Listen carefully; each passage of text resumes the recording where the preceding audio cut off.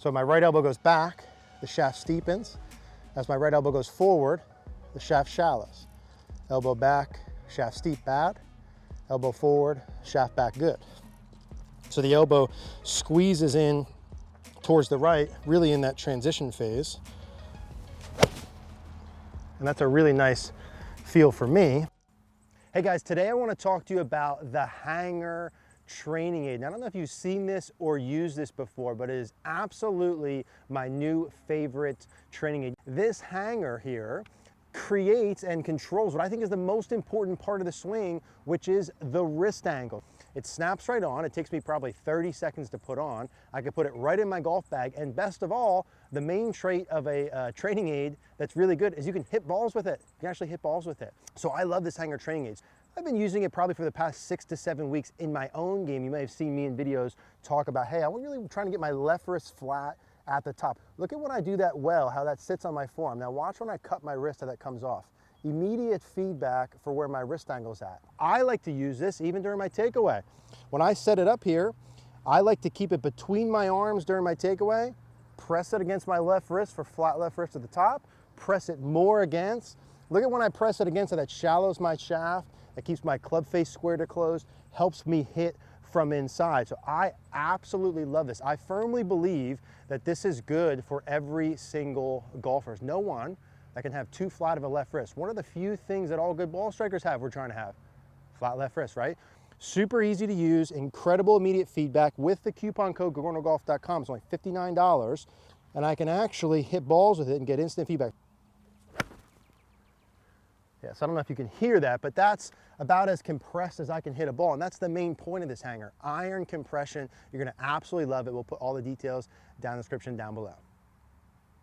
Hey guys, Eric here out at the Bethlehem Golf Club. In today's video, we're gonna talk about shallowing the shaft, and in this video, in particular, right arm feels and mechanics. Now, there's really 3 parts to how the right arm works to start the downswing that's going to influence the angle that the shaft goes on and whether it shallows or not. So before we dig into those 3, let's just confirm what we mean by a shallow shaft. And I'm actually going to bring in this little extra club here just to give a better visual, and we'll put some visuals on the screen. When I say a shallow shaft and what we're looking for, the end net goal here at left arm parallel during the downswing, you can see with the stick outside the butt of the club, and again, some of the visuals we'll put on here. A shallow shaft is a shaft where the butt of the club points just outside the ball target line. So let me pull this a little bit longer and see if you can see this. So you see how that points just outside the ball target line. That would be a sufficiently shallow shaft. Once I get to the last parallel, club head's just inside my hands. So that's really what we're looking to do. You'll see in these visuals, if I drew a line up the shaft, how the shaft starts to just pitch slightly behind that. The shaft gets under my shoulder, about in line with the mid part of my bicep, in line with my forearm, inside my hands. You'll see that in the examples. That's what we're looking for. At the end of this video, we're gonna give put a card on the screen for a why shallowing is important video we did with John Bierkin at the end. But there's 3 right arm pieces we're looking to do to create that motion.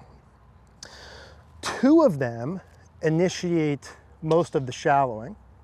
1 of them has to do with the club face. So the 3 things are the wrist extension, so the right wrist bends back more, number 1. Number 2, there's supination, which is a palm up towards the sky motion. And number 3 is external rotation, which is the right elbow squeezing in closer to the left. So we have the wrist motion, the arm rotation, and then the elbow. Wrist, forearm, elbow. Now, the forearm and elbow piece are the pieces that flatten the shaft angle out. So if we pull this example up again to see, and I go to the top, supination would be the first piece. So that is me feeling like my palm is going to point more up towards the sky. Now notice with the yellow shaft when I do that, I'm exaggerating here, how that makes the butt of the club point way more outside the ball line. So it feels to me like that forearm and that palm are going to point more up towards the sky. That's a piece that will shallow it. External rotation, which is me pulling my right elbow in front of my wrist, right elbow in towards my left, also a piece you can see by the shaft that will shallow it.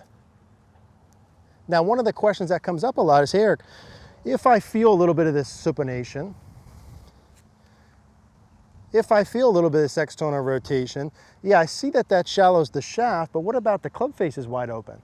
There comes part number 3, which is right wrist extension, which is you bending back the right wrist as you do it. So you can see as I do that motion, as I bend back my right wrist, what starts to happen, this motion here, what starts to happen is my club, let me move this out of the way, starts to get square. So as I bend back my right wrist, you can see that that motion gets the toe more in front of the heel. That's the piece that squares the club face up. So as I'm starting to work through and feel these, the right wrist bends back. That keeps the toe on top of the heel. The right forearm points up towards the sky. That shallows the shaft. And the right elbow squeezes in towards the left. So I'm going to start to hit here. Right wrist back. And this forearm going up, the supination, is really the piece you're likely feeling the least.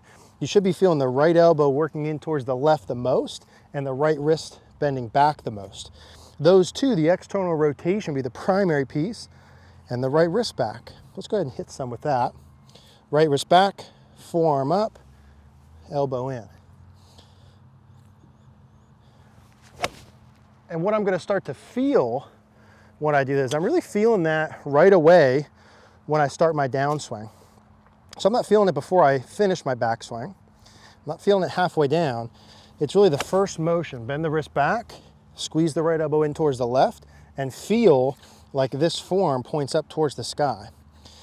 Those are the feels with my right arm to shallow the shaft.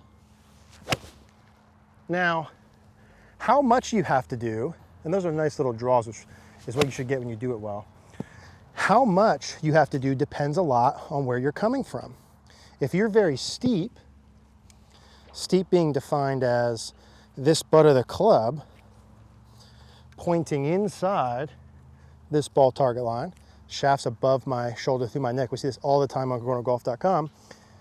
I need to probably feel this a lot here. Now, where I actually want the shaft to get is just barely outside in a real swing. So the shaft's under my shoulder through my bicep, down my right forearm, inside my hand. So we encourage our players to record their swings and correlate what level of exaggeration I have to feel. You might need to feel like the shaft's like horizontal, crazy. Now, do I actually want you to get there in a real swing? No, but if I'm too steep, I may need to feel that, right, way inside here just to get to neutral. And you don't need to feel all three. You know, you might feel just one to start. Me in particular, I really feel like the right elbow's getting closer to the left. I feel like I'm keeping the elbow in front of the wrist for longer. I'm someone who tends to get a little too internally rotated. So my right elbow goes back, the shaft steepens. As my right elbow goes forward, the shaft shallows. Elbow back, shaft steep, bad. Elbow forward, shaft back, good. So the elbow squeezes in towards the right, really in that transition phase. And that's a really nice feel for me. Now, if you're feeling the elbow in, and that's still not shallowing it, that's where I would start. Then I would add the supination. Then I feel the palm up, right? The forearm up towards the sky. So I'd go elbow in first, then add the forearm, right? That's a little exaggerated on purpose. Elbow in, forearm up. Yeah, it feels really nice. And if I'm doing that and my club face is too open or the ball's curving too far to the right, which those weren't, those were nice, no big deal.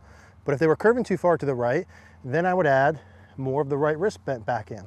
But again, I'm looking on camera, shaft under shoulder, through the trail forearm, in front of the hands. Now, do you have to feel right arm to start down? No.